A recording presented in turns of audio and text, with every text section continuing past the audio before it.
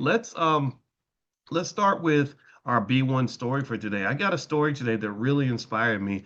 And I don't know, Mia James. Mia, are you here, Mia?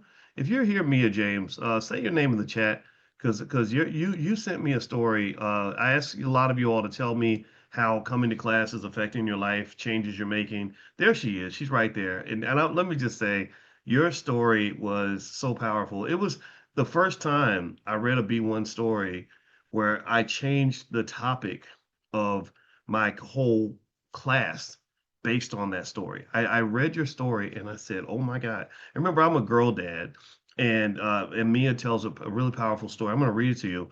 And I really think a lot of you, let me ask you this: how many of you either used to be a black girl, or you're raising black girls, or you're a mentor to black girls, or you got black nieces, or you just care about black girls, period? Give me a yes.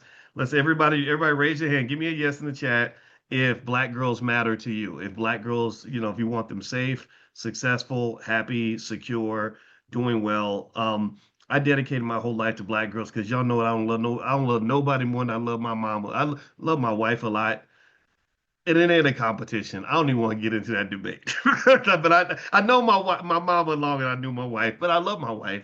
In fact, one sign that I love my wife is that if you look at my wife closely, you'll notice I didn't even realize this till I was 50 that my wife looks just like my mother. She actually looks just like people will be like, boys, why are you marrying a high yellow woman? You must subconsciously like white women. I'm like, I don't date white women.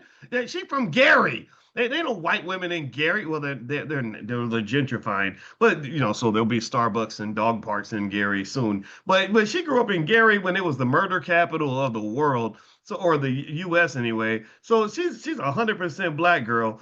But so I got a little defensive, but then I was like, what is going on here? She's real light skinned. But you know what it was? My mother looks like my wife. And ironically, my mother's profession is the same as my wife's profession. My mother was a social worker. My wife is a social work professor.